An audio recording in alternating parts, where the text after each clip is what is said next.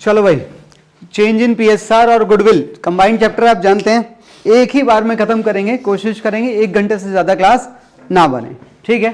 चलिए, और मैं उम्मीद कर रहा हूं कुछ क्वेश्चन आप लोग पूछेंगे बीच बीच में, ठीक है। आओ, हाँ जी,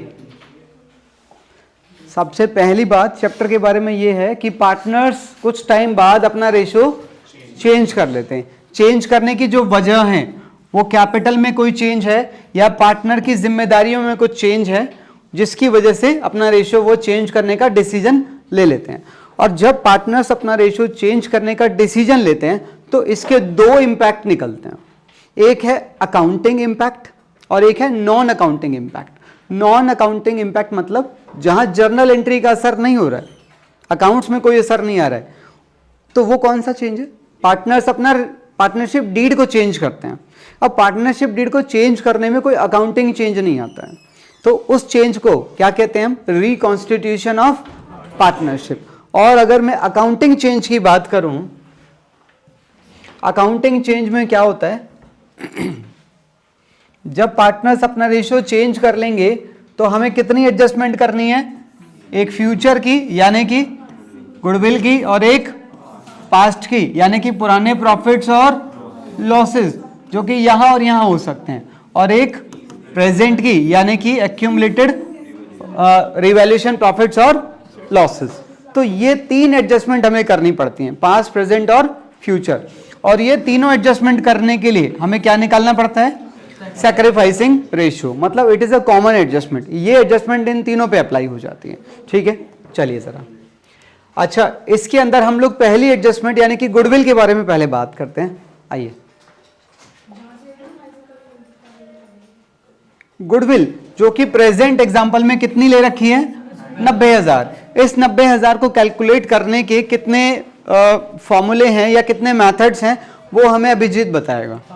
5 मेथड्स हैं, पांचों के नाम बताना निशा। एवरेज प्रॉफिट मेथड, वैसे सिंपल एवरेज है इसका नाम, पर ठीक है। दूसरा वेटेड एवरेज। तीसरा, ये तीसरा पहले से सोचने लग गया था, हाँ सुपर प्रॉफिट। मैं पूछने वाला था, तुम्हें ये पता तुम कौन सी क्लास में पढ़ रहे हो? चलो ठीक है। भव्य, चौथा method capitalization of average profit, capitalization of super profit. एक मैं भी बता देता हूँ, चलो ठीक है। तो वो पांचों मेथड हम लोग पढ़ के ये वाली गुडविल की वैल्यू तो निकाल ही लेंगे, वो आपको आते भी हैं, ठीक है। हम तो रिवीजन मोड में ना। तो ये वाली जो गुडविल है, ये गुडविल बिलोंग करती है पुराने रेशियो से, पर रेशियो बदलने की वजह से ये भविष्य में बांटा जाएगा न्यू रेशियो में।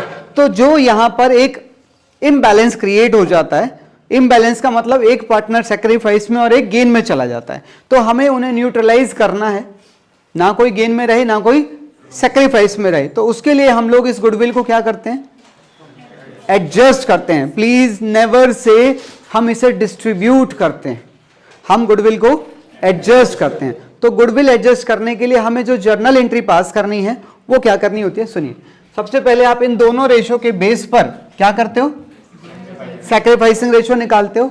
और आप इस सैक्रिफाइसिंग रेशो में, जैसे आप देख रहे हैं यहां पर x सैक्रिफाइस कर रहा है और y गेन कर रहा है, और सैक्रिफाइसिंग रेशो होता क्या है? Old ratio minus new ratio. तो इसके अंदर x का सैक्रिफाइस 1/6 है और y का गेन 1/6 है। और गुडविल की वैल्यू जो कि या तो क्वेश्चन में दी हुई होती है या फिर हम वो 5 मेथड लगा के निकाल लेते हैं। तो फिर आप इन दोनों को इससे मल्टीप्लाई कर दो, उसके बाद आपकी जर्नल एंट्री क्या निकल गई? y is capital account debit to x capital, यानी कि gaining partner debit to sacrificing partner, ठीक है ना। अच्छा, इस एंट्री का क्या असर पड़ता है श्रीजिता?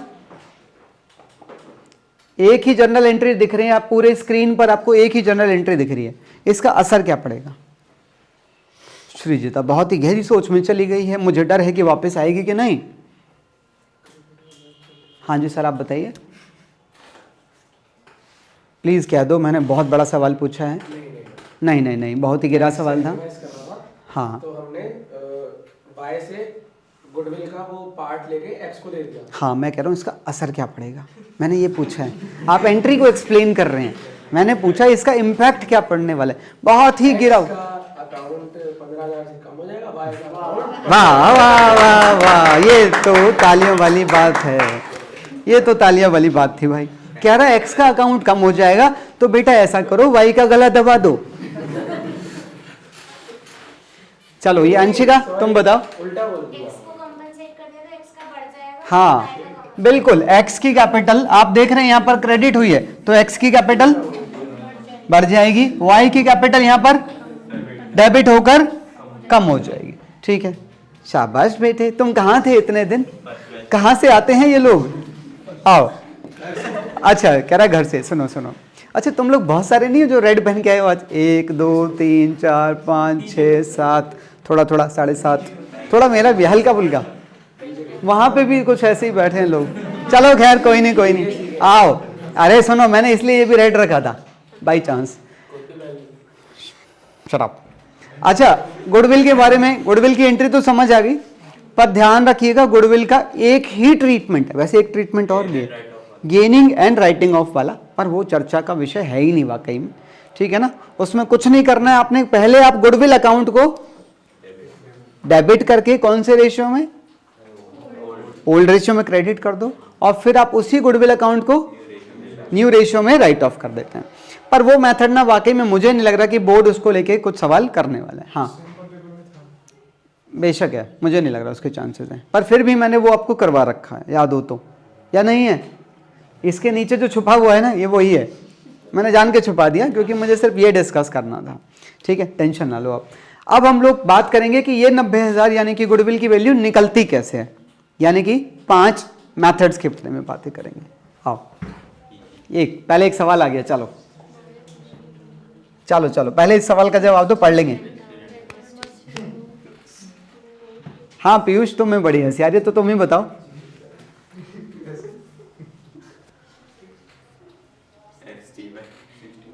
अच्छा कौन सा, हाँ बिल्कुल बिल्कुल, इसे निकाल दो, इसे निकाल दो, और तो ये क्या बन जाएगा, 9 बन जाएगा। बिल्कुल ठीक जवाब था, आगे बढ़ते हैं। चलो हाँ पीछे, अरे उसी में बैठे रहोगे क्या, आओ। अब हम लोग पढ़ने वाले हैं सिंपल एवरेज प्रॉफिट मेथड के बारे में। सिंपल एवरेज प्रॉफिट मेथड में आपने क्या करना है, सुनिए। क्वेश्चन आपसे कह रहा है कि मान लो आज पार्टनर अपना रेशियो चेंज कर रहे हैं और क्वेश्चन आपसे गुडविल मांग रहा है, तो क्वेश्चन आपको पीछे के प्रॉफिट्स की डिटेल्स देगा। तो पीछे के प्रॉफिट हमें यहाँ पर 1 2 3 4 5 दे रखे हैं। अच्छा इनमें से कह रहा है 2 साल में ये अनहोनी हुई थी, अब इस अनहोनी ने आपके प्रॉफिट को या तो बढ़ाया होगा या घटाया होगा। ठीक है, तो देखो जरा यहाँ पर क्या कह रहा है, कह रहा है ये वाला जो प्रॉफिट है, अच्छा ये वाला प्रॉफिट इसके वाला है, इस साल में क्या हुआ था कि एबनॉर्मल गेन। अच्छा गेन आपने इस हिस्से में लिखा होगा, तो उसने प्रॉफिट को बढ़ा रखा है, तो आप उसे माइनस कर देंगे उसी रेस्पेक्टिव ईयर में से। ठीक है, और कह रहा है यहां पर आपको एक एबनॉर्मल लॉस हुआ था, अच्छा लॉस आपने यहां पर लिखा होगा, इसने प्रॉफिट को कम किया हुआ है, तो आप उसे प्रॉफिट्स बिफोर एडजस्टमेंट और प्रॉफिट्स आफ्टर एडजस्टमेंट। उसके बाद आपको क्या निकालना है, एवरेज प्रॉफिट, जो कि कैसे निकलेगा, total of adjusted profits divided by number of years, फिर जो आएगा एडजस्ट एवरेज, उस एवरेज को ऊपर लाओ, मल्टीप्लाई करो। ठीक है,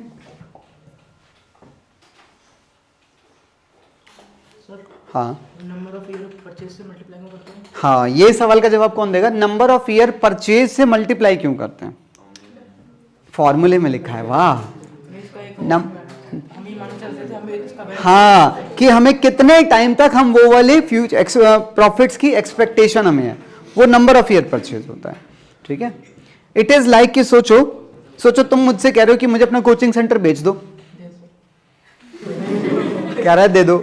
सुनो तो सही, तुम मुझसे कह रहे हो मुझे अपना कोचिंग सेंटर बेच दो, तो मैं तुमसे एसेट की वैल्यू तो लूंगा ही, पर मैं गुडविल भी लूंगा। तुम कह रहे हो क्यों ले रहे हो, मैं भाई मार्केट में मान लो एक नाम है, तो और मैं कह रहा हूं मान लो उसके फायदे तुम्हें 6 साल होने वाले हैं, अगर मैं चला भी जाऊं तो तुम्हें 6 साल तक तो कम से कम फायदा मिलेगा ही, तो 6 साल का फायदा मैं थोड़ा तो शेयर मांगूंगा ना उसमें। ठीक है, आओ, अभी मेरा ऐसा कोई प्लान नहीं है, सुनो। अच्छा यहां मेरे प्रॉफिट्स कितने थे, मैं कुछ समझाना चाह रहा हूं, यहां मेरा प्रॉफिट कितना था 60, यहां प्रॉफिट, अब क्या कह रहा है, अच्छा जैसे ये मेरा कोचिंग सेंटर है, मैं इसी की बात कर रहा हूं, तो मेरी यही तो इनकम होती है। अब इस इनकम ने अगर मेरा प्रॉफिट बनाया तो बिल्कुल जायज बनाया, ये प्रॉफिट बिल्कुल जायज है। अब यहां देखो कह रहा है यहां 2 इनकम इंक्लूडेड है, यहां मुझे इंटरेस्ट इनकम भी हो गई। ओ भाई गुडविल आप निकाल रहे हो कोचिंग सेंटर की, तो इसे कंसिडर नहीं करना है आपने, सिर्फ गुडविल निकालते टाइम, अदरवाइज ये इनकम P&L में जाएगी कि नहीं, क्योंकि मतलब सारी इनकम जाती है। तो ये इनकम यहां वैसे दिखाई दे रही है, कोई टेंशन नहीं है, पर जब आप गुडविल निकालोगे तो इस प्रॉफिट में से आपको ये क्यों माइनस करनी पड़ेगी, रीजन तो इट इज नॉन ऑपरेटिंग। इसका मतलब क्या मैं कह सकता हूं कि गुडविल फ्यूचर के वो प्रॉफिट्स हैं जो ऑपरेशंस से मुझे मिलेंगे भविष्य में, हाँ या ना, ठीक है। अच्छा यहां पर ये दो इनकम है तो ये दोनों इसमें से माइनस करनी पड़ेगी, यहां पर ये 3 हो गई तो ये तीनों माइनस करनी पड़ेगी। समझ रहे हैं मेरी बात को? हाँ, यहां पर मैंने एक और एग्जांपल लिया है, यहां ये डॉक्टर्स हैं 2, तो इनकी यहां पर मेन इनकम कौन सी है, कंसल्टेशन, इसकी भी और इसकी भी है, पर इसकी 2 एक्स्ट्रा इनकम है और इसकी 1 एक्स्ट्रा इनकम है। और अगर आप वाकई में इनकी as a doctor goodwill calculate करना एज अ डॉक्टर, तो फिर आपको सिर्फ ये वाली इनकम कंसिडर करनी चाहिए, ये वाली कंसिडर नहीं करनी चाहिए, ठीक है। जो अच्छी एडजस्टमेंट्स होंगी हम उनके ऊपर बात जरूर करेंगे। हाँ जी, आप बताएंगे कौन सी एडजस्टमेंट करनी है?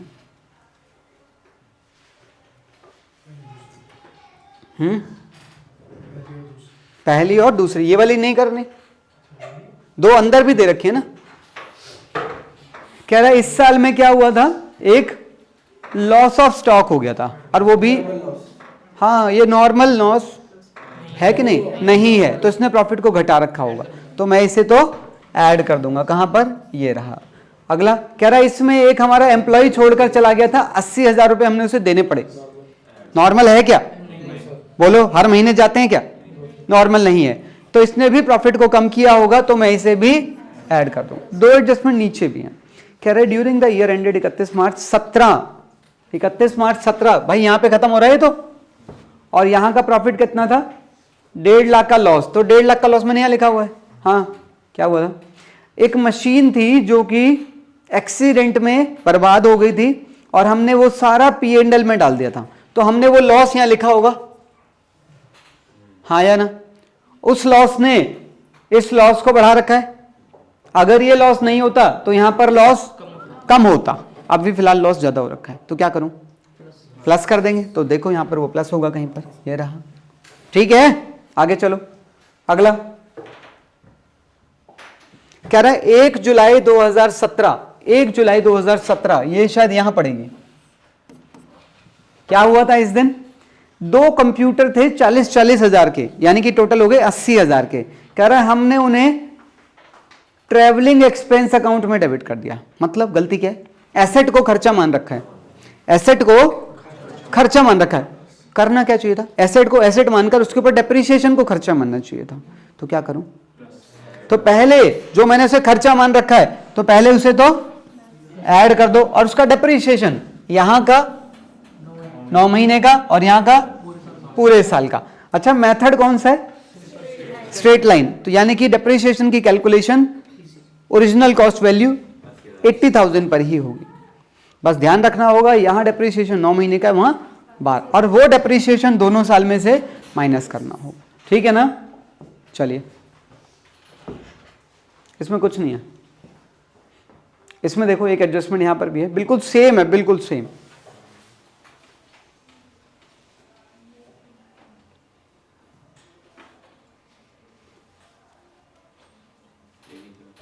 हो जाएगा कंफर्म, और प्लीज किसी प्रेशर में मत रहना कि भाई क्लास में कोई आपका डाउट आए तो भाड़ में जाए पड़ोस वाले, आप अपने डाउट से मतलब रखो। अगला, इसके अंदर 5 एडजस्टमेंट है यार, हमें डिस्कस करना चाहिए ये वाला। 5 साल के 5 ईयर कितने हैं, 4, तो ये प्रॉफिट्स हमने यहां ले रखे हैं। हाँ जी, पहली का क्या होगा, प्लस हो जाएगा। ईयर का ध्यान रखना, बच्चों को यही कंफ्यूजन होती है कौन से ईयर में प्लस माइनस करना है, ठीक है। ये वाला ये माइनस करना पड़ेगा, ये भव्य बताएगा, सोच के बताना, सोच के। सब में से माइनस करेंगे, सोच लो। हाँ ये नॉर्मल खर्चा था, मिस हो गया था, तो अब माइनस करो उसे, बिल्कुल ठीक है, सब में से माइनस करेंगे। ये वाला हमें अर्नव बताएगा।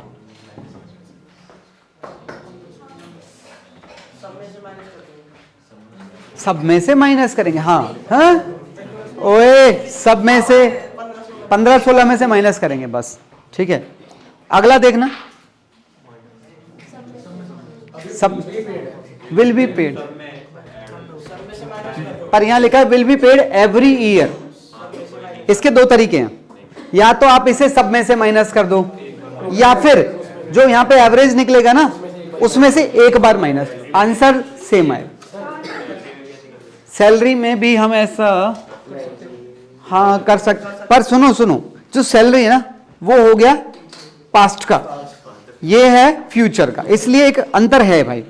उसको आप ये वाला ट्रीटमेंट देते हो तो वो गलत हो जाएगा। मेरी बात समझ आ रही है?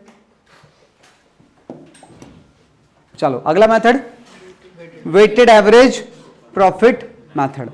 चलो अच्छा, इस मेथड में कोई बहुत बड़ा अंतर नहीं है, समझने वाली बात है। पिछले मेथड की अगर मैं बात करूं तो पिछला मेथड यहीं पर अपनी जान पटक देता है, कहता है बस बस बस इतना ही है, आंसर निकल जाना होता है। इसके बाद एवरेज निकालो, मल्टीप्लाई करो नंबर ऑफ ईयर परचेज से। यहां आपने क्या करना पड़ता है, अच्छा पिछले मेथड में और इसमें एक अंतर और भी है छोटी सी, ट्रेंड का। पिछले मेथड, वो वाला मेथड अप्लाई कब होता है, जब यहां के प्रॉफिट्स इंक्रीज हो रहे हैं, डिक्रीज हो रहे हैं, पता नहीं चल रहा, क्या भरोसे लायक नहीं है। पर ये मेथड कब लगेगा, जब या तो प्रॉफिट्स बढ़ रहे हो या फिर जब प्रॉफिट्स कम हो रहे हो, तब ये वाला मेथड लगता है, ठीक है ना। अच्छा तो हम क्या करते हैं, हमारे जब ये एडजस्टेड प्रॉफिट्स आ जाते हैं ना, तो फिर हम इन्हें एक नई टेबल के अंदर ले जाते हैं, और यहां पर लेना है आपने ईयर, इसमें कोई बड़ी बात नहीं है, और इधर आपने क्या लेना है, वेट। वेट का मतलब कि उसकी, हाँ उसकी फ्रीक्वेंसी कितनी बार होने के चांसेस हैं, ठीक है। तो आप फिर इन्हें क्या करते हो, multiply what you will get, product, total of, और इसको इससे डिवाइड करोगे तो आपको क्या मिल गया, average, weighted average. Weighted average को यहां लाओ, मल्टीप्लाई करो, गुडविल मिल जाएगी। बात समझ आ रही? चलो इसमें कुछ खास नहीं है। अच्छा एक बात और बता दो, ये जो वेट्स हैं, हाँ जी क्या कह रहे हो,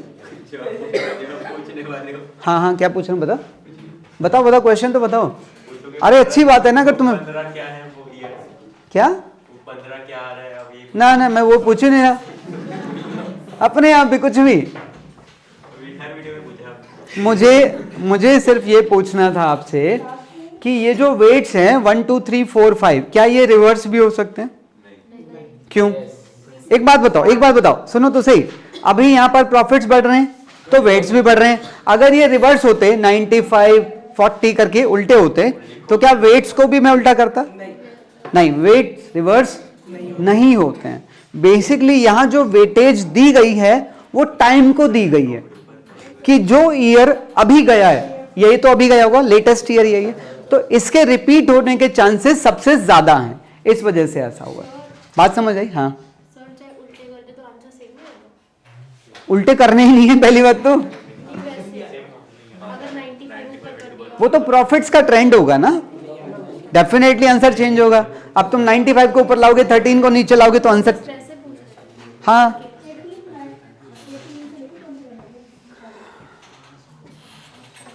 चलो यहां पर भी 6 एडजस्टमेंट है, जो आप कहेंगे वो बात करेंगे। बोलो 6 एडजस्टमेंट है, आपको कौन सी पूछनी है, प्लीज केयरफुली रीड कर लो यार।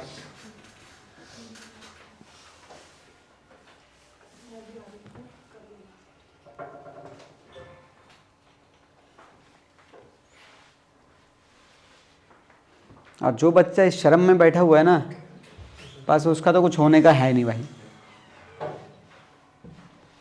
क्लियर हो नहीं रहा पर चुप बैठे हुए हैं। 4th वाला गुड वन, और बात और देख लो कोई है तो। 2nd वाला ठीक है, हाँ जी 6, बस यही है दो।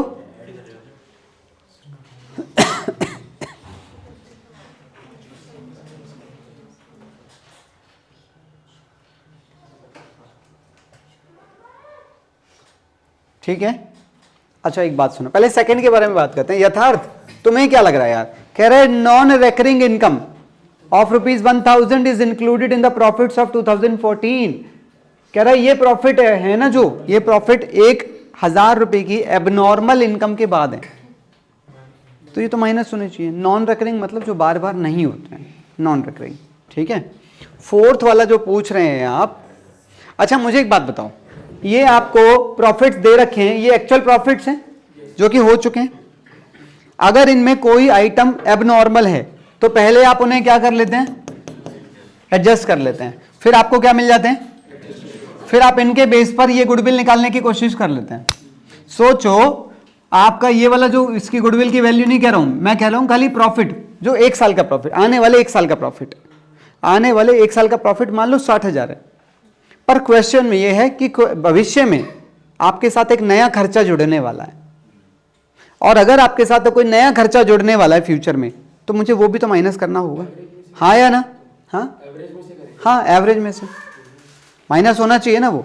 पर यहां पर बात क्या कह रहा है, सुनो, कह रहा है goods have not been insured but it is thought to insure them in, कह रहा है हमने अभी तक अपना माल इंश्योरेंस, कह रहा है पर अब हमने सोचा है कि अब हम हर साल इंश्योरेंस पॉलिसी लेंगे।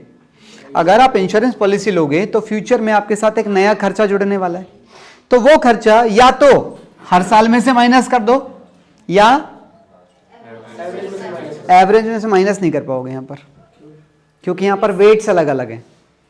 हर साल को मैं अलग अलग वेटेज दे रहा हूं। ना ना ना, पंगे मत लेना, बहुत मुश्किल पड़ जाएगी बात। इसलिए बेस्ट तरीका यही है, यहीं पर माइनस कर देना, क्योंकि यहां पर वेट नहीं है, यहां पर वेट दिए गए हैं। और अगर मैं वो वाला बताऊं तो तरीका माइनस करने वाला, तो इसमें तो माइनस होंगे कितने, एक बार, इसमें डबल माइनस होगा, इसमें ट्रिपल माइनस होगा, आंसर तब तो आएगा। फिर मैं क्यों ऐसे पंगे लूं, मैं तो ट्रैक से अलग चला गया ना, फिर सबसे बच्चे कुछ और करके आ रहे, मैं कुछ और ही करके आ रहा हूं। एग्जामिनर भी सोचेगा भाई ये क्या कर रहा है। नहीं, हमें ऐसा पंगा नहीं लेना है। वो कह रहा है 6 बार भी तो माइनस कर सकते हैं, कर सकते हैं, पर करना ऐसा कुछ भी नहीं है, यहीं पर माइनस करना है, ठीक है। और कोई एडजस्टमेंट इसमें से पूछनी हो? हाँ जी, 5th वाली कह रहा है ये क्या है, कह रहा है कोई ये रेम्यूनरेशन मतलब सैलरी, कह रहा है ये हमारे जो बिजनेस के मालिक हैं उनको हम 6,000 रुपए का एक रेम्यूनरेशन देने वाले हैं हर साल, तो उसे भी हर साल में से माइनस किया गया। ये तभी पॉसिबल है जब ये खर्चा चार्जेबल नेचर में होगा। चार्जेबल मतलब जिसको खर्चा मानना ही मानना है, अदरवाइज तो ये तो एप्रोप्रिएशन का आइटम है। देखिए जरा कोई एडजस्टमेंट पूछें।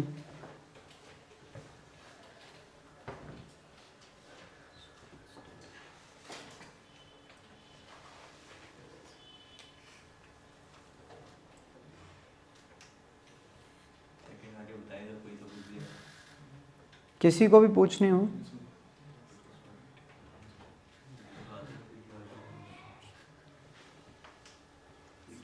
हाँ, पहला आइए जरा। कह रहा है 1 दिसंबर 2013, 1 दिसंबर 2013 बेटे यहां पड़ेगा इधर। हाँ निशा, हुआ क्या था पहले तो देखो उस दिन एक मेजर रिपेयर, मेजर मतलब एक बड़ा रिपेयर करवाया था हमने अपने प्लांट एंड मशीनरी पर 6,000 रुपए का, और कह रहा है हमने उसको क्या किया था, खर्चा मान लिया था। चार्ज टू रेवेन्यू मतलब हमने उसे P&L में डाल दिया था यहां पर एज अ रिपेयरिंग एक्सपेंस। उस टाइम पे तो खर्चा माना है। अच्छा, इस 6,000 ने प्रॉफिट को घटा दिया होगा खर्चा बन के। क्या कह रहा है, कह रहा है पर आज मतलब जब हम गुडविल कैलकुलेट कर रहे हैं, आज क्या करना चाह रहे हैं उसका ट्रीटमेंट, कह रहा है आज हमें पता चला कि हमने उसे कैपिटलाइज करना चाहिए था। कैपिटलाइज करना मतलब उसको एसेट मानना चाहिए था हमने उस टाइम पर। अगर हम उसे यहां ना लेके एसेट में लेते तो उसका डेप्रिसिएशन यहां जाता, और डेप्रिसिएशन यहां पे भी तो जाता। तो कह रहा है हमें ये सही करना है, और डेप्रिसिएशन अगर लगाते तो 10% रिड्यूसिंग बैलेंस पे लगता। तो पहले तो इस 6,000 ने प्रॉफिट को कम किया हुआ है, तो पहले इस 6,000 को तो ऐड कर दो, और इसका डेप्रिसिएशन यहां का 4 महीने का, और 4 महीने का डेप्रिसिएशन अगर लग जाता तो 6,000 रुपए की चीज पे डेप्रिसिएशन बन रहा है 200 रुपए, तो 200 रुपए का डेप्रिसिएशन एक यहां माइनस हो गया, और 6,000 की चीज पे 200 का डेप्रिसिएशन लगाने के बाद वैल्यू बच जाती 5,800। तो 5,800 के ऊपर अगला डेप्रिसिएशन 580 वो यहां पर लगता, तो वो 580 इसके आगे ये रहा, ये अगले साल में माइनस हो जाता। ठीक है। अच्छा, एक ये वाली मैं जरूर डिस्कस करूंगा, इसमें बड़ी कंफ्यूजन है भाई बच्चों को। पहले तो मुझे ये सारे प्रॉफिट्स आप लिखवाओ जरा एक बार। फर्स्ट ईयर का प्रॉफिट कितना है? 20,200। यहाँ का प्रॉफिट कितना है? 24,800। यहाँ का प्रॉफिट कितना है? 20,000। और अगला प्रॉफिट कितना है? 30,000। अब जरा एडजस्टमेंट को पकड़ो। कह रहा था closing stock for the year ended 31 मार्च 13। अच्छा, क्लोजिंग स्टॉक यहीं तो लिखा गया होगा, यहां पर क्लोजिंग स्टॉक लिखा जाता है। क्लोजिंग स्टॉक आप जानते हैं हर साल ईयर के एंड पे बार बार वैल्यू किया जाता है, हर साल वैल्यू किया जाता है, फ्रेश वैल्यूएशन होता है डिपेंडिंग ऑन कि गोडाउन के अंदर कितना माल बचा है। अच्छा, वो वैल्यूएशन का एक प्रिंसिपल होता है, किसी को याद हो तो, कि जो माल बच गया है उसका कॉस्ट प्राइस और उसका मार्केट प्राइस दोनों में से जो छोटी वैल्यू होती है हमें वो लेनी होती है। इसका मतलब क्लोजिंग स्टॉक की वैल्यू हमारे हाथ में है, माल खरीदना हमारे हाथ में नहीं है, उसकी वैल्यू मार्केट पर डिपेंड करती है। माल बेचना, उसका सेलिंग प्राइस हमारे कंट्रोल में है, पर वो भी पूरी तरह कंट्रोल में नहीं होता, मार्केट कंडीशंस पर डिपेंड करता है। पर क्लोजिंग स्टॉक, बचे हुए माल की वैल्यू हम पे डिपेंड करती है, तो उसका वैल्यूएशन हम कभी कभी गड़बड़ कर जाते हैं, हो जाता है कम ज़्यादा, कैलकुलेशंस एस्टिमेशंस गलत हो गए। तो वो क्या कह रहा है? कह रहा है जब हमें यहाँ पर नॉर्मल वैल्यू लिखनी चाहिए थी ना जो बनती है, कह रहा हमने नॉर्मल वैल्यू नहीं लिखी, हमने नॉर्मल वैल्यू से 2400 रुपये ज़्यादा लिख दिया। अगर आप इसे बढ़ाओगे तो ये भी तो बढ़ गया होगा, तो ये वाला यानी कि इस वाले साल में आप वो वाला 2400 माइनस करोगे, और ये क्लोजिंग स्टॉक यहाँ जाके, तो अगर आप ओपनिंग स्टॉक को ओवर वैल्यू करोगे तो ये कम हो जाएगा, तो यहाँ पर हम उसे ऐड कर देंगे। ठीक है, आगे चलते हैं। अच्छा, कुछ को ऐसा भी फील होता है कि भैया यहाँ का क्लोजिंग स्टॉक यहाँ का भी तो क्लोजिंग स्टॉक में जाके इंपैक्ट लाएगा। मैंने बोला ना हर साल फ्रेश वैल्यूएशन होता है, तो एक में गड़बड़ बता रहा है, हर साल थोड़ी गड़बड़ बता रहा है वो। ठीक है, देखो कोई एडजस्टमेंट हो तो।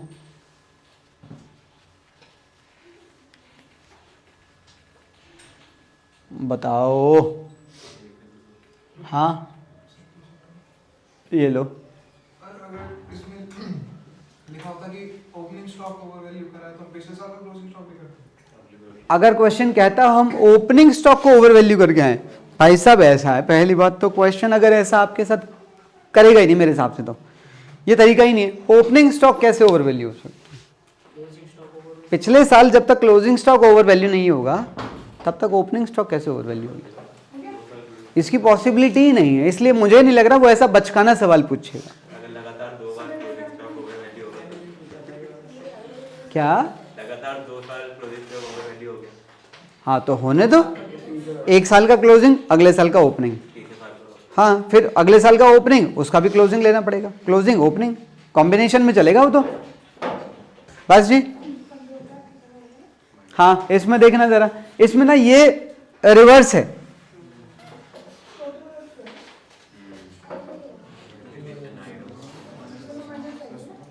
यहां था खर्चा पर हमने खर्चे को एसेट मान लिया और उसका डेप्रिसिएशन माइनस कर रखा है, तो डेप्रिसिएशन को ऐड करेंगे और खर्चे को लेस कर देंगे। समझाना है? अगला मेथड सुपर प्रॉफिट मेथड।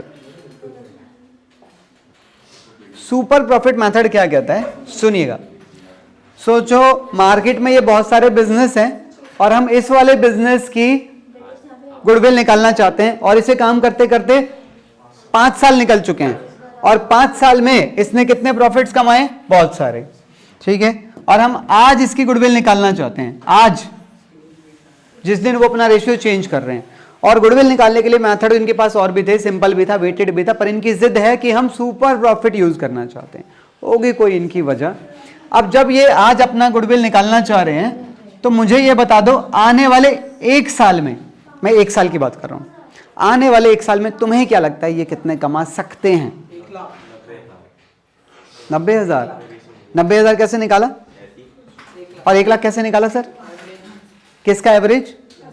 हाँ, इन पांचों को ऐड करो, करना जरा टोटल 5 लाख। 5 लाख को डिवाइड करना, तो यानी कि आने वाले 1 साल में ये लोग 1 लाख रुपए ऑन एन एवरेज ही तो है, दिस इज इनका एवरेज प्रॉफिट, इस 1 लाख को कमाने के लिए आज इनकी इन्वेस्टमेंट कितनी है, कैपिटल कितनी लगा रखी है? 10 लाख। इनकी कैपिटल, ये इनकी कैपिटल का हिस्सा है जो कि इनके डिफरेंस से भी निकल सकता है, हाँ या ना? तो इन्होंने कितनी कैपिटल लगा रखी है आज?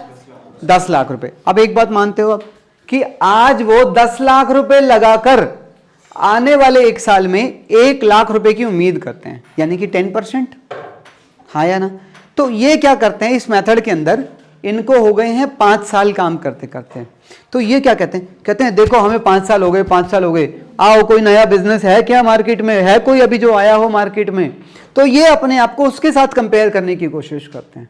अगर आपको अपनी गुडविल जाननी है तो उसी से तो कंपेयर करोगे कि भैया नया बिजनेस और मैं दोनों में आज अंतर क्या है। तो अगर मार्केट में एक नया बिजनेस आ जाए तो मान लो वो जो नया बिजनेस है उसकी होती है नॉर्मल रेट ऑफ रिटर्न, उसकी अर्निंग परसेंटेज क्वेश्चन हमें दे देगा। बात समझ आ रही है? मान लो उसकी अर्निंग परसेंटेज क्वेश्चन हमें कितनी दे रहा है, 8% की अर्निंग परसेंटेज अगर हमें क्वेश्चन दे रहा है तो आने वाला जो बिजनेस है नया वो कितने कमा पाएगा? कैपिटल तो सेम रखनी पड़ेगी। सुनो, राज और देव इन्होंने कितनी कैपिटल लगा रखी है और 10 लाख रुपए लगाकर एवरेज प्रॉफिट 1 लाख रुपए की उम्मीद कर रहे हैं। और अगर एक नया बिजनेस मार्केट में आ जाए तो नया बिजनेस, कैपिटल तो सेम ही दोगे उनको भी, तभी तो कंपेयर करोगे। तो उनकी कैपिटल भी मैं कितनी मान रहा हूं, 10 लाख। तो 10 लाख रुपए लगाकर वो कितने कमा पाएंगे, 80,000 कमा पाएंगे। तो आप उनसे कितने एक्स्ट्रा कमा रहे हो, 20,000। तो 20,000 बेसिकली क्या है, इनका सुपर प्रॉफिट। तो 20,000 को आप मल्टीप्लाई कर देंगे नंबर ऑफ ईयर परचेज से, तो आपको गुडविल मिल जाएगी। इसका मतलब यहां पर गुडविल कैसे निकली, super profit into number of year purchase. और सुपर प्रॉफिट खुद कैसे निकला, average profit minus normal profit. Average profit खुद कैसे निकला, प्रीवियस ईयर के प्रॉफिट्स का total divided by number of previous years. और नॉर्मल प्रॉफिट कैसे निकला, कैपिटल एम्प्लॉयड इनटू। अच्छा, अब मुझे एक बात बताओ, ये किसकी है और ये किसकी है? ये, हाँ, ये कैपिटल अपनी यानी कि राज और देव की है और नॉर्मल रेट ऑफ रिटर्न नए बिजनेस की है। अर्नब, मुझे तो नहीं लग रहा है कोई हंसने वाली बात हो रही है, पर आपको आदत है छोटी छोटी बातों पे बिना मतलब दांत निकालने की, है ना? चलो खैर, हो जाता है, आदत के अंदर घुस जाती हैं कुछ चीजें जो कि कभी होनी नहीं है। चलो आओ, तो goodwill equal to super profit into number of year purchase, ठीक है। और यहां पर कैपिटल एम्प्लॉयड और नेट एसेट्स दोनों की वैल्यू सेम रहती है, आप जानते ही हैं, ठीक है। सुपर प्रॉफिट बेसिकली क्या है, जो हम दूसरों से ज्यादा अर्न करते हैं, यानी कि हमारा प्रॉफिट माइनस नए बिजनेस का प्रॉफिट। हमारा प्रॉफिट मतलब एवरेज प्रॉफिट और ये नॉर्मल प्रॉफिट, ठीक है। नॉर्मल प्रॉफिट कैसे निकलेगा, कैपिटल एम्प्लॉयड इनटू एनआरआर। और एनआरआर आपको क्वेश्चन के अंदर दी जाएगी। आइए जरा, एक बिल्डिंग थी होती है उसमें लाइन खींच कर 3 लाख करते थे, क्या एक स्लाइड और थी 6 बिजनेस की फोटो बनाते नहीं, कुछ मैंने चेंजेस कर दिए थे क्योंकि रिवीजन में है, तो रिवीजन की तरह तो कराया जाएगा ना काम। सुनिए, क्या कह रहा है कि बिजनेस में कैपिटल कितनी लगी हुई है, 3 लाख रुपए की, और नॉर्मल रेट ऑफ रिटर्न कितनी दे रहा है, कह रहा है नॉर्मल रेट ऑफ रिटर्न 10% है, और आने वाले 1 साल का प्रॉफिट कितना दे रहा है, कह रहा है ये 41,000 है, पर अभी एक एबनॉर्मल लॉस इसमें से माइनस हो रखा है, तो उसे ऐड करके 43 कर लेंगे। एवरेज प्रॉफिट दे दिया और इन दोनों से क्या मिल जाएगा, नॉर्मल मिल जाएगा, तो दोनों के डिफरेंस से सुपर मल्टीप्लाई कर देना, आगे हो जाएगा। बट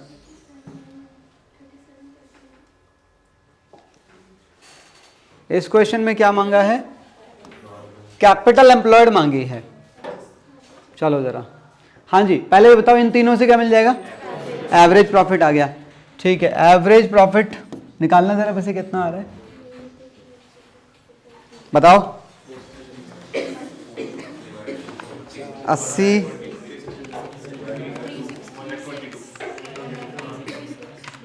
1,22,000, 1,22,000 ये आ गया। अच्छा उसके बाद कह रहा है गुडविल कैसे वैल्यू की गई है, 3 ईयर परचेज ऑफ, जो कि कितनी आई है।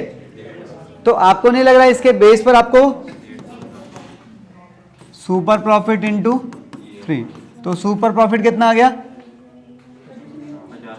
50 का, तो सुपर प्रॉफिट को यहां ले आओ, तो इसमें से आपको क्या मिल गया, नॉर्मल प्रॉफिट जो कि कितना आ रहा है 72, तो नॉर्मल प्रॉफिट को अपनी जगह पर रख दो, ठीक है। उसके बाद आपको एनआरआर कितनी दे रखी है 12 की, ये हमने निकाल ही लिया था, ठीक है ना। तो कैपिटल एम्प्लॉयड की वैल्यू इजीली निकल जाएगी क्रॉस करके। अच्छा इस क्वेश्चन के अंदर कैपिटल एम्प्लॉयड बता दो बस, कैपिटल एम्प्लॉयड कितनी होगी, 1 2 3 चारों चीजें जोड़ी जाएंगी, यानी कि कैपिटल के साथ क्या जुड़ जाता है, फ्री रिजर्व्स ऐड हो जाते हैं, ठीक है ना।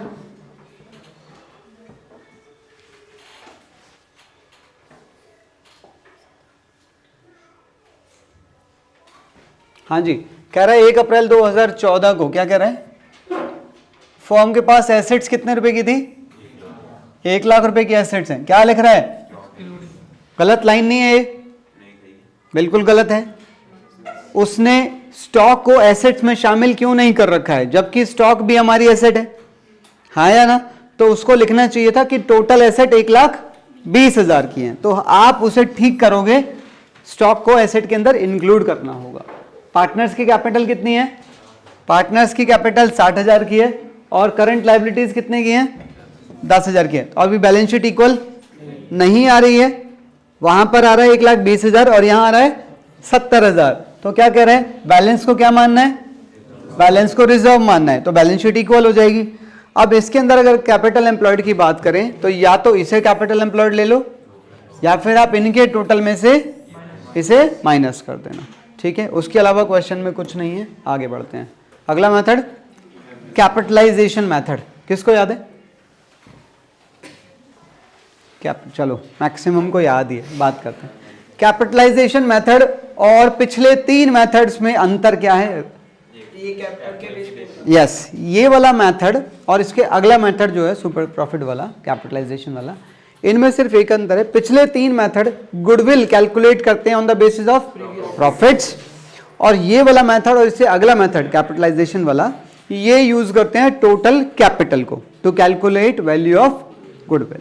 चलिए जरा अब सोचो जरा, राज और देव इन्होंने कितनी कैपिटल लगा रखी है, इन्होंने लगा रखे हैं 10 लाख रुपए। अच्छा 10 लाख रुपए लगाकर ये कितना उम्मीद कर रहे थे, 1 लाख रुपए की उम्मीद कर रहे हैं। अब सोचो ये 1 लाख रुपए राज और देव से बिलोंग करता है, जिनको 1 लाख रुपए कमाने के लिए कितने लगाने पड़ रहे हैं, 10 लाख, ठीक है। यही 1 लाख रुपए अगर एक नया बिजनेस मार्केट में आ जाए जो कि कितना कमा रहा है, 8% से ज्यादा वो नहीं कमा पा रहे हैं, तो उन्हें कितनी कैपिटल चाहिए, उन्हें कितनी कैपिटल चाहिए। ये कैपिटल तो राज और देव की है, 10 लाख रुपए लगाकर वो लोग 1 लाख रुपए कमा सकते हैं, और यही 1 लाख अगर ये कमाना चाहते हैं तो इन्हें फिर क्या करना पड़ेगा, इन्हें कैपिटल बढ़ानी पड़ेगी। तो वो कैपिटल कितनी होगी, अगर मैं इस 1 लाख को इससे डिवाइड कर दूं तो I will get capital required to earn average profit of ₹1 lakh, हाँ या ना। तो इसमें पढ़ो जरा पहली लाइन, हमारे बराबर प्रॉफिट कमाने के लिए नए बिजनेस को कितनी कैपिटल लगानी पड़ेगी, माइनस हमने कितनी कैपिटल लगा रखी है। इसका क्या मतलब है, राज और देव, बताओ जरा। इसका आंसर कितना था, 10 लाख। इसका आंसर अगर आपको जानना है तो आपने क्या करना है, 1 लाख रुपए के एवरेज प्रॉफिट को 8% से डिवाइड कर दो, और परसेंटेज हटाने के लिए 100 मल्टीप्लाई हो जाएगा। तो ये नीचे जो पूरा इसका एग्जैक्ट फॉर्मूला है ये लिखा हुआ है, समझ आ रही है मेरी बात। तो इसका आंसर निकालना जरा, इसका क्या आंसर आ रहा है, 12 लाख। 12,50,000 में से 10 लाख निकाल दो तो 2.5 लाख रुपए इन्होंने 2.5 लाख रुपए कम लगा रखे हैं नए बिजनेस के मुकाबले, तो 2.5 लाख रुपए इनके गुडविल के ही हैं। ठीक है, चलिए। अच्छा, इस क्वेश्चन में कैपिटल एम्प्लॉयड क्या होगी? कैपिटल एम्प्लॉयड, कैपिटल में ये चारों चीजें ऐड होंगी और ये दोनों माइनस भी करनी पड़ेंगे। ठीक है, क्योंकि है तो वो कैपिटल का ही हिस्सा, बस अकाउंट ही तो अलग है। गुडविल का ट्रीटमेंट मैंने आपको बता ही दिया था, गुडविल की वैल्यूएशन सीख चुके हैं। गुडविल का ट्रीटमेंट मैंने क्या बताया था? गेनिंग पार्टनर डेबिट टू, आप देख रहे हैं यहाँ पर बी गेन कर रहा है और ए, और गुडविल की वैल्यू कितनी आई है? तो 72 को मल्टीप्लाई करो, एंट्री निकल जाएगी। आओ जरा, अगला क्या है? Adjustment of accumulated profit losses and reserves. हाँ, वो उसमें कुछ नहीं है यार, ये लो कैपिटलाइजेशन ऑफ एसपी कह रहे हो ना आप, इसका खाली फॉर्मूला देख लो, बाकी में है ही क्या? Super profit into 100 upon NRR. और आप एक बात और जानते होंगे कि कैपिटलाइजेशन वाले जो दोनों मेथड्स हैं उनके अंदर आंसर सेम रहते हैं, हाँ या ना? दोनों में कोई अंतर नहीं है। एक मेथड टोटल कैपिटल पे बात कर रहा है और एक मेथड डिफरेंशियल कैपिटल पे बात कर रहा है, पर आंसर दोनों का सेम ही निकल के आता है। ठीक है, इसके बारे में बात करते हैं।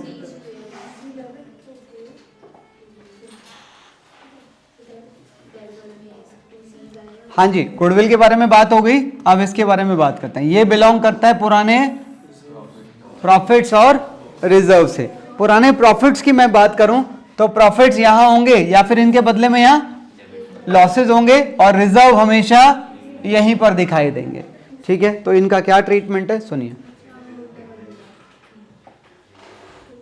जैसे कि फिलहाल हमारे यहां पर दो चीजें दिखाई दे रही हैं, तो दोनों का बैलेंस क्रेडिट है, तो इनके दो ट्रीटमेंट पॉसिबल है वैसे तो। क्या क्या? या तो इन्हें डिस्ट्रीब्यूट कर दो या फिर इन्हें एडजस्ट कर दो।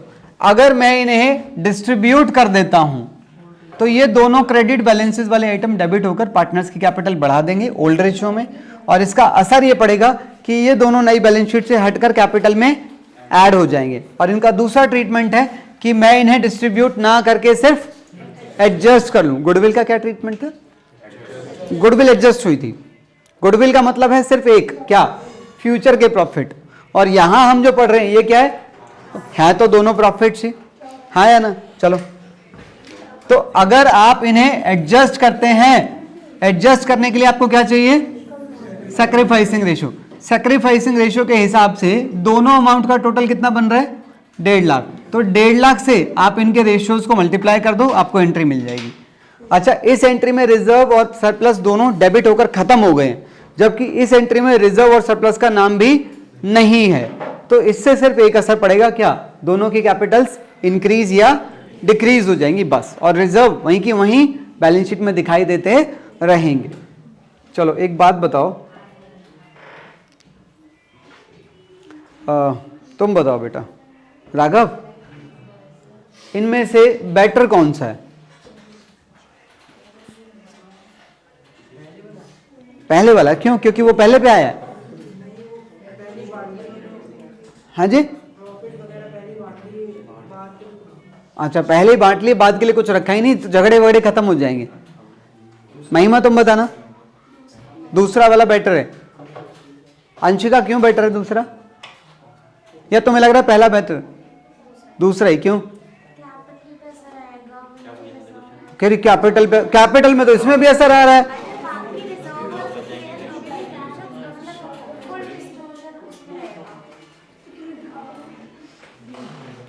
हिना, मनीष, सेकंड वाला सही है। तो क्यों सही है? बिल्कुल ठीक बात है। इस मेथड को करने से रिजर्व भी एडजस्ट हो जाएंगे और रिजर्व हमारी बैलेंस शीट में बने रहेंगे, तो हम लोग फाइनेंशियली स्ट्रांग भी रहते हैं। ठीक है, किसी और का कोई विचार और हो? हाँ, देने दो, खाली इंटरेस्ट का ही तो असर आएगा, पर आपके पास बहुत बड़ा अमाउंट भी तो सेव रहेगा। हाँ, तुमने ये नहीं बोला था।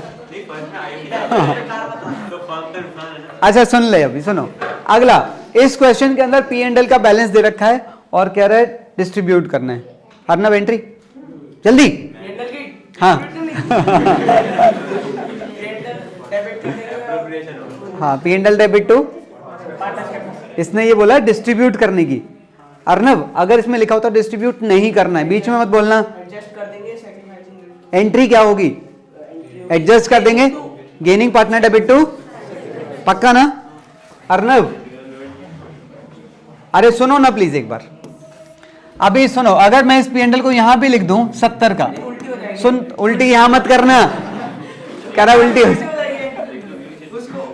सुनो तो सही। अरे सुन तो ले, अरे दादा इसको या तो मैं डिस्ट्रीब्यूट करूंगा या फिर मैं, अगर मैं इसे डिस्ट्रीब्यूट कर रहा हूं तो एंट्री हो रही है P and L debit to partners capital old ratio, हाँ या ना? और इसकी एंट्री क्या हो रही है? Gaining partner debit to sacrificing partner. अब मैं अगर इसकी बात करूं, इसके भी दो ट्रीटमेंट पॉसिबल है, या तो डिस्ट्रीब्यूट कर दो या फिर एडजस्ट कर दो। डिस्ट्रीब्यूट करोगे तो partners capital debit to P and L old ratio, इसमें सैक्रिफाइसिंग पार्टनर डेबिट टू। ऐसा क्यों होता है? क्योंकि लॉस जितना शेयर कम मिले उतना ही वो गेन बन जाता है, ठीक है ना?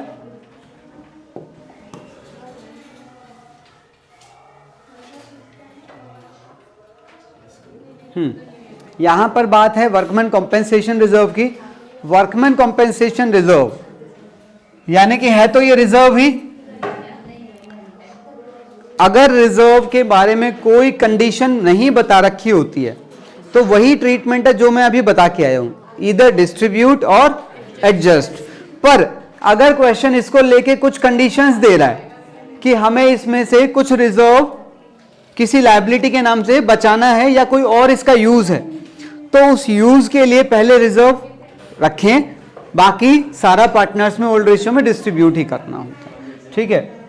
जैसे कि यहां पर क्वेश्चन क्या कह सकता है कि वर्कर के नाम का क्लेम कितना है। अब वर्कर के क्लेम की मैं अगर बात करूं तो रिजर्व कितने का है? 40। क्लेम की वैल्यू 0, 40, 40 से कम या 40 से ज्यादा। कोई ऐसा केस जो आप चाहते हैं हम डिस्कस करें? हाँ, ज्यादा वाला केस। पहले आप मुझे कम वाला बताएं। सोचो, तुम मुझे ये वाला बता दो। चलो, WCR डेबिट टू WCC। वाह, ये पूरा 40 यहां डेबिट हो जाएगा, 25 इसके अंदर और बाकी का 15 to partners capital old ratio, ठीक है ना? चलो, अच्छा एक बार ये वाला ट्राई तो करो तुम। नहीं होगा कोई टेंशन थोड़ी। एक मिनट रुको, एक मिनट रुको। भव्य तुम बताओ। हाँ जी, ओए दादा, वर्कर का क्लेम एस्टिमेट है। ओए आवाज बंद कर दो, स्पेशली इस हिस्से में से। अर्नब, मैंने ना खड़ा कर वहां पीछे भेज देना। तू ऐसा कर, खड़ा हो ही जा। हाँ एक, हाँ नहीं ऐसा कर, तू खड़ा हो ही जा। चल चल चल, खड़ा तो हो यहां से, तू यहां से खड़ा हो। नहीं बाहर मत जाओ, खाली पीछे चले जाओ, जाओ।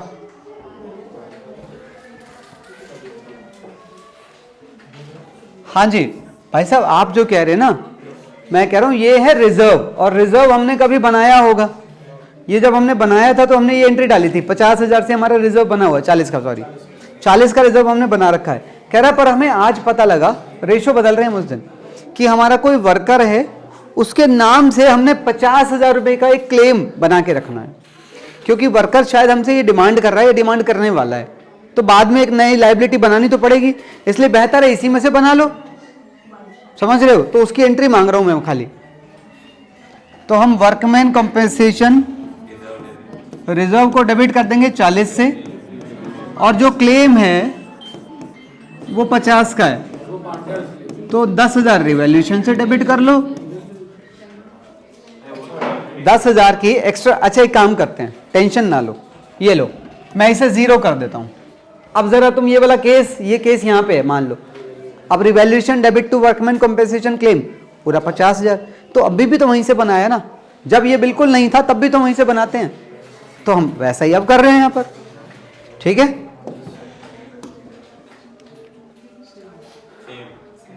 बकवास ना करो, जिसको आता है वो क्लास छोड़ के निकल जाए बाहर।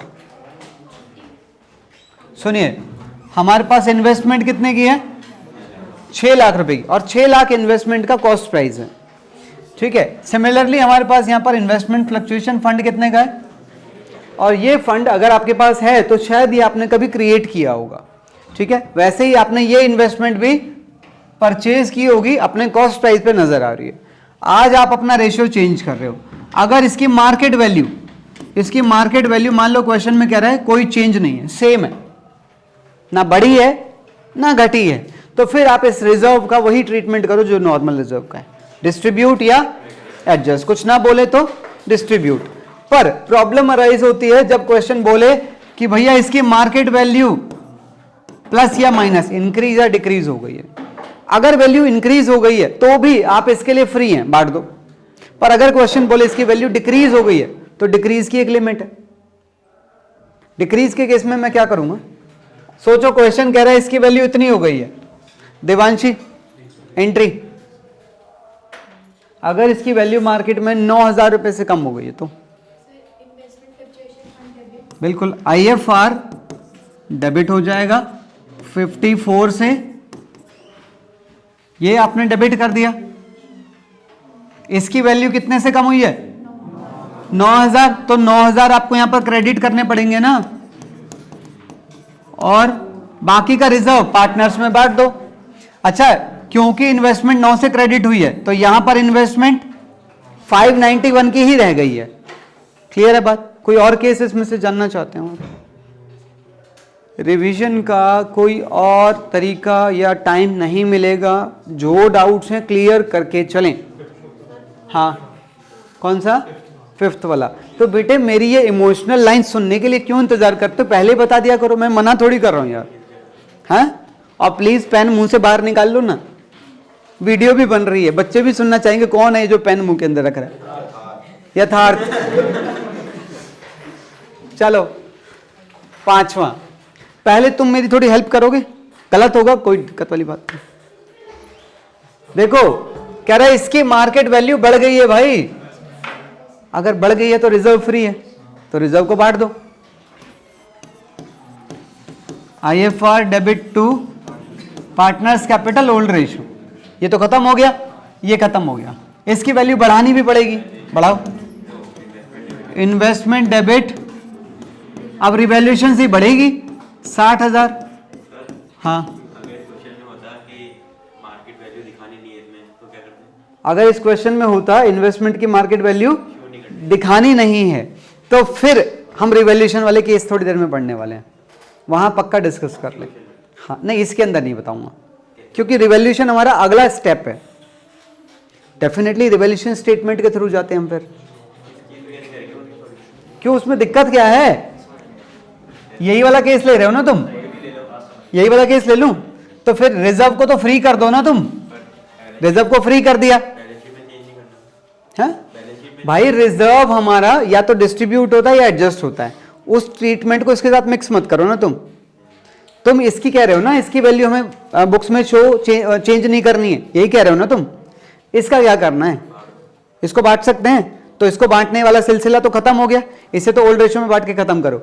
अब तुम कह रहे हो कि इसकी वैल्यू हमें बुक्स में सेम रखनी है पर इसकी मार्केट वैल्यू चेंज हो गई है, तो ऐसा रिवैल्यूएशन स्टेटमेंट के थ्रू इसका प्रॉफिट निकाल लो, और क्योंकि प्रॉफिट आ रहा है तो एंट्री डाल देना gaining partner to sacrificing partner. By chance अगर इसकी वैल्यू घट रही होती तो एंट्री चेंज हो जाती। ठीक है, मैं सोच रहा था थोड़ी देर में डिस्कस कर रहा पर तुम माने नहीं। हाँ, 4th वाला, चलो कह रहा है इसकी मार्केट वैल्यू 5,28,000 हो गई है, यानी कि 72,000 से कम हो गई है, जबकि अपने पास रिजर्व 54 का है, तो कोई बात नहीं। IFR को कितने से डेबिट कर लो? 54 से। पर इन्वेस्टमेंट को कितने से घटाना है? 72 से। तो बाकी का 18,000 रिवैल्यूएशन से ले लो। अच्छा, क्योंकि रिवैल्यूएशन में लॉस बन गया है तो वो लॉस इसी रेशियो में बांट दो इनका, क्योंकि वो लॉस इनसे बिलोंग करता है। ठीक है,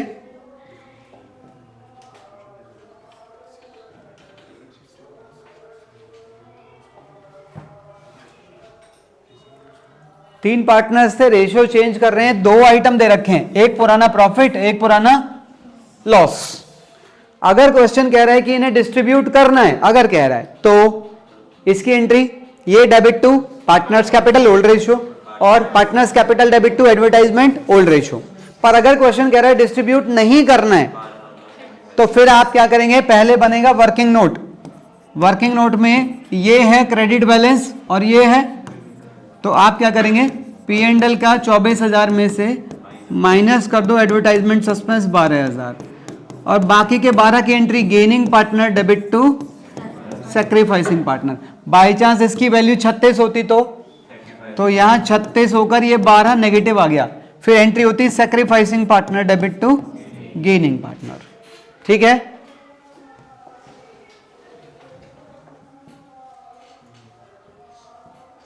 तो रिवैल्यूएशन ऑफ एसेट्स एंड अरे एसेट्स और लायबिलिटीज को रिवैल्यू करोगे तो ये होगा ही ना। आओ अब सुनो,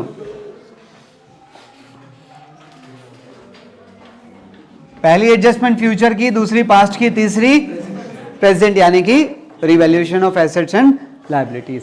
इसके लिए होता क्या है, बेसिकली हमारी जो एसेट्स और जो लायबिलिटीज हैं, जैसे जैसे हम अपनी एसेट्स और देखो अलग अलग टाइम पर ही खरीदी जाती है ना, ऐसा तो है नहीं एक साथ खरीद लेते हैं। तो एसेट्स और लायबिलिटीज में कुछ चेंजेस आ जाते हैं, जिसमें ज्यादा चांसेस एसेट्स में चेंज आने के, लायबिलिटीज के जो चेंजेस हैं उसके तो बहुत ही रेयर चांसेस हैं उसके। ठीक है, तो इनमें टाइम के साथ जो चेंज आता है उसकी वजह से एक प्रॉफिट या लॉस बन जाता है इनके अंदर। उस प्रॉफिट और लॉस का ट्रीटमेंट भी आज ही करना आवश्यक हो जाता है।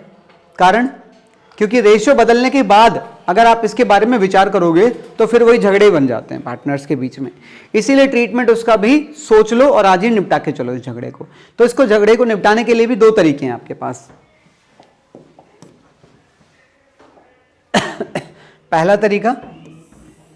पहला तरीका जब पार्टनर्स क्या चाहते हैं, new values of assets and liabilities को क्या चाहते हैं, बुक्स में शो करना चाहते हैं। तो इसके लिए आपको क्या करना पड़ेगा, अब जैसे यहां पर 4 एसेट हैं और 2 लायबिलिटीज हैं, पर चेंजेस 4 में ही आए हैं, जरूरी नहीं है सब बदलें। तो जो 4 में चेंजेस आए हैं तो वो चेंजेस क्या चाह रहा है पार्टनर, शो करने हैं वो चेंजेस। तो उसको शो करने के लिए आपको पहले एसेट और लायबिलिटीज को घटाना और बढ़ाना पड़ेगा एक्चुअली, हाँ या ना। और इस एंट्री को कंप्लीट करने के लिए आप रिवैल्यूएशन अकाउंट यूज करोगे। जब आपकी ये एंट्रीज डल जाएंगी तो इन एंट्रीज का अगर मैं देखूं असर क्या पड़ रहा है, जैसे पहली एंट्री का असर क्या पड़ रहा है, रिवैल्यूएशन में लिखना पड़ रहा है टू डेटर्स। तो ये तो आपने ये वाला असर बताया ना, इसका क्या असर पड़ रहा है, डेटर्स जो कि कितने के थे, 120 में से 30 क्रेडिट करोगे तो यहां पर कितने क्या जाएंगे, यहां 90 क्या जाएंगे, वो घट के। अगर आप ये एंट्री नहीं डालते तो डेटर की वैल्यू सेम उतर के आ जाती, पर आपने एंट्री डाल के उसकी वैल्यू को चेंज किया है, हाँ या ना। तो ये है आपकी रिवैल्यूएशन की एंट्रीज। रिवैल्यूएशन की एंट्रीज अगर मैं देखूं 1 2 3 4 ही है रिवैल्यूएशन एंट्री, समझ रहे हैं। ये तो रिवैल्यूएशन का रिजल्ट है जो आपने बांटा है, ठीक है। तो इन एंट्रीज की वजह से आपका रिवैल्यूएशन अकाउंट पूरा बन गया। फिर यहां पर आपको क्या मिल रहा है, और क्योंकि ये प्रॉफिट इनसे बिलोंग करता है, क्योंकि जो चेंज आया था वो इस दौरान आया था और इस दौरान का रेशियो ओल्ड था, तो ओल्ड रेशियो में इस प्रॉफिट्स को पार्टनर्स में बांटो। इसका असर क्या पड़ेगा, इनकी कैपिटल्स पे पड़ेगा, तो वो कैपिटल्स घटकर या बढ़कर यहां पर आ जाएगी। फिलहाल प्रॉफिट बांट रहे हो तो कैपिटल का बैलेंस बढ़ गया है। और एसेट और लायबिलिटीज, एसेट और लायबिलिटीज देखो किस किस में चेंज आया था। कैश में कोई चेंज है क्या, कोई चेंज नहीं है, तो कैश सेम वैल्यू पर यही आ रहा है। डेटर कितने के थे, और डेटर अपने क्रेडिट करे हैं, तो इसका असर इस पे यहां पर आ गया, ठीक है। यहां पर आपने लैंड की वैल्यू 140 से और बढ़ाई है, कितने की थी 1.5, तो उसमें 140 जोड़ दो, तो यहां पर लैंड एंड बिल्डिंग 290, वो चेंज होकर बैलेंस शीट में नजर आ रही है। कोई प्रॉब्लम है तो बताएं, पक्का। दूसरा ट्रीटमेंट है कि पार्टनर्स चाहते हैं एसेट और लायबिलिटी जिस वैल्यू पर पहले दिखाई दे रही थी उसी वैल्यू पर यहां पर दिखाई दें, और ये वाला जो प्रॉफिट है जो कि रिवैल्यूएशन अकाउंट से निकाला है वो प्रॉफिट भी एडजस्ट हो जाए। तो उसके लिए हम लोग क्या करते हैं, हम रिवैल्यूएशन स्टेटमेंट बनाते हैं उसके लिए। अच्छा, रिवैल्यूएशन स्टेटमेंट की मैं अगर बात करूं, रिवैल्यूएशन स्टेटमेंट में चेंज कैसे आएगा? अगर आपकी कोई एसेट वैल्यू में इंक्रीज हो रही है तो आपको उसके ऊपर प्रॉफिट हो रहा होगा, और अगर आपकी कोई एसेट वैल्यू में डिक्रीज हो रही है तो आपको उसके ऊपर लॉस हो रहा होगा। लायबिलिटी अगर वैल्यू में इंक्रीज हो रही है तो लॉस, लायबिलिटी अगर वैल्यू में डिक्रीज हो रही है तो उसमें इन चारों से मिलकर ये क्या मिल गया? इसकी वैल्यू और इसकी ये वाली वैल्यू बिल्कुल सेम आएगी। बस यहां पर ये वैल्यू अकाउंट से आई। अकाउंट का जन्म इन एंट्रीज से हुआ है, इन 4 एंट्रीज से। 4 एंट्री डाली, अकाउंट बना, अकाउंट बना, प्रॉफिट मिला, प्रॉफिट को पुराने रेशियो में बांट दिया। यहां पर सेम प्रॉफिट रिवैल्यूएशन स्टेटमेंट से मिला है। अब इस प्रॉफिट को आपने सिर्फ गुडविल की तरह एडजस्ट करना है। जैसे गुडविल का क्या एंट्री बताई थी? गेनिंग पार्टनर डेबिट टू, तो यहां पर भी सेम रहेगा अगर ये रिवैल्यूएशन का प्रॉफिट है तो, पर जरूरी नहीं है प्रॉफिट ही हो, लॉस भी हो सकता है। अगर लॉस हुआ तो एंट्री चेंज होकर क्या बन जाएगी? Sacrificing partner debit to gaining partner. ध्यान रहेगा। इसका एक केस बनाओ, बताओ।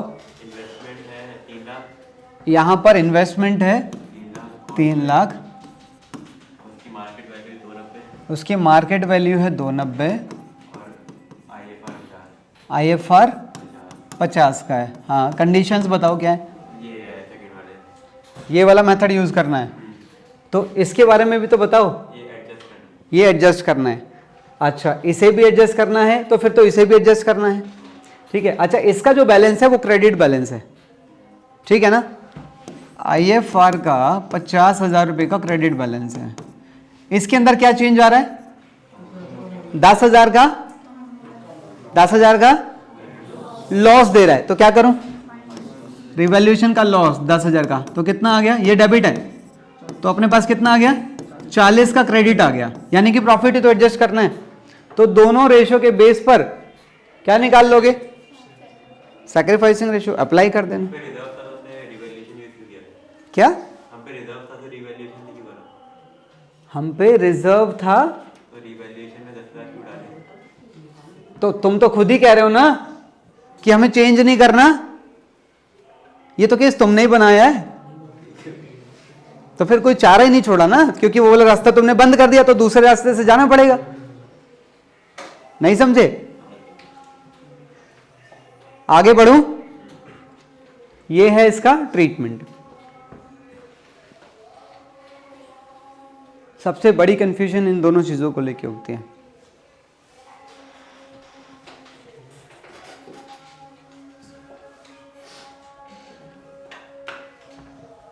इसका कितना तरीके हैं? अबे वो मेथड है वैल्यूएशन के, कह रहे 5। इसका एक ही तरीका है, गुडविल इज एडजस्टेड और रेज एंड रिटर्न ऑफ भी है। और इसके आपके पास 2 तरीके हैं, तो एक है डिस्ट्रीब्यूट कर दो और एक है, हाँ, और इसके भी 2 तरीके हैं, पुरानी वैल्यूज दिखानी है या नई वैल्यूज दिखानी है। तो ये हो गए options available for all the adjustments. तो इसमें गुडविल के लिए हमेशा एक ही तरीका चलता है, इसके लिए या तो डिस्ट्रीब्यूट हो गए या, और इसके लिए पुरानी वैल्यूज या न्यू वैल्यूज। पर अगर मैं कॉम्बिनेशंस की बात करूं तो कॉम्बिनेशंस तो ये वाले बनेंगे ना। बात समझ आ रही है? तो क्वेश्चन आपको इनमें से कोई सा भी ट्राई करने के लिए दे सकता है, किसी भी क्वेश्चन के अंदर। चलें आगे।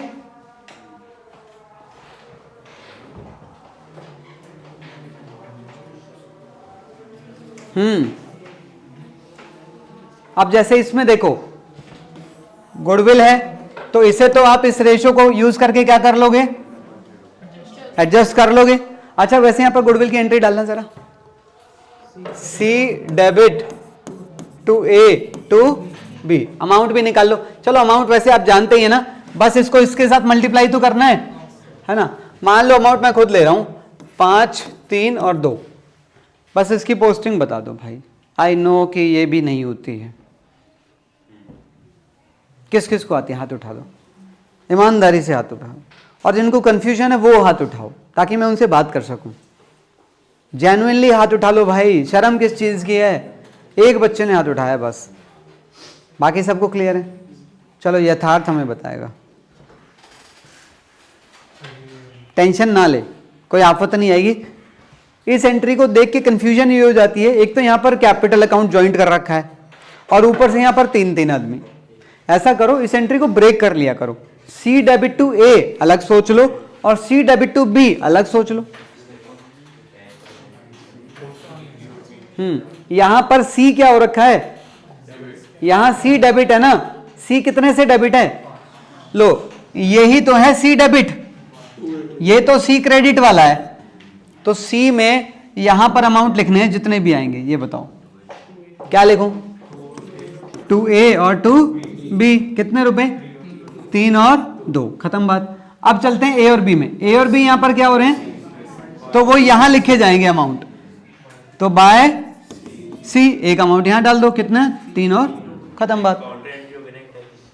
कह सकते हैं कॉन्ट्रा ही है क्योंकि दोनों अकाउंट इसके अंदर इन्वॉल्व है। हाँ जी, सर अगर 4 पार्टनर हो सकते हाँ हैं, 2 डेबिट होते हैं 2 क्रेडिट, चलो बात करते हैं, फिर वहाँ पे मेरे को कैपिटल अकाउंट भी चेंज करना पड़ेगा। कोई टेंशन नहीं है, आप किसी भी पार्टनर को किसी का भी क्रेडिट दे सकते हैं अगर यहाँ पर 4 पार्टनर होते तो। इससे कोई फर्क नहीं पड़ेगा कि मुझे अगर क्रेडिट मिल रहा है तो वो ए से मिल रहा है कि बी से मिल रहा है, और अगर मुझे अगर डेबिट मिल रहा है तो मुझे भी इससे कोई फर्क नहीं पड़ रहा कि वो सी से मिल रहा है या डी से मिल रहा है। नहीं समझे मेरी बात को?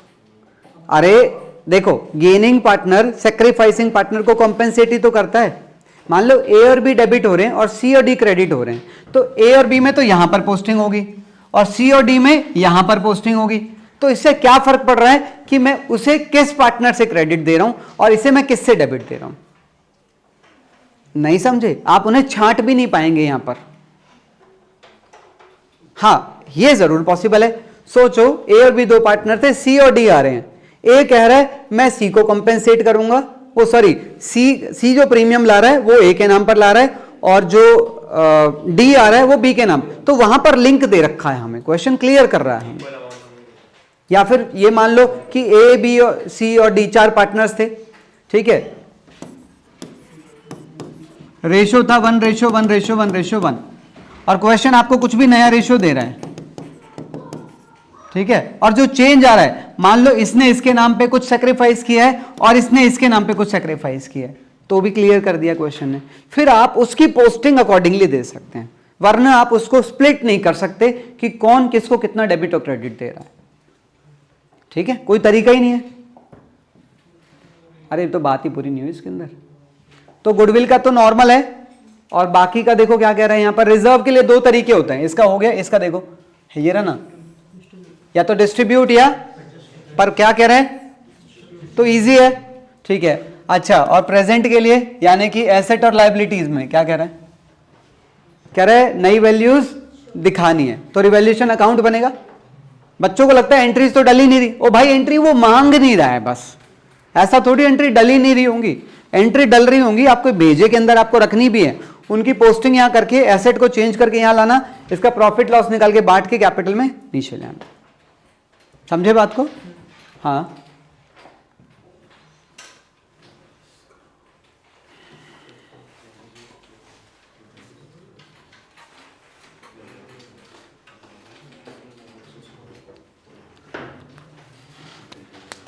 बोलो, चलें आगे, बस खत्म बात। हाँ बेटा, दूसरा गुडविल का तरीका, ओके आओ, यहां से नहीं बताएंगे, यहां से नहीं बताएंगे, फिर अलग स्लाइड से बताएंगे ताकि आप दोनों ट्रीटमेंट देख पाए। किसी को याद है? वैसे मैंने तो बताया था नालायक।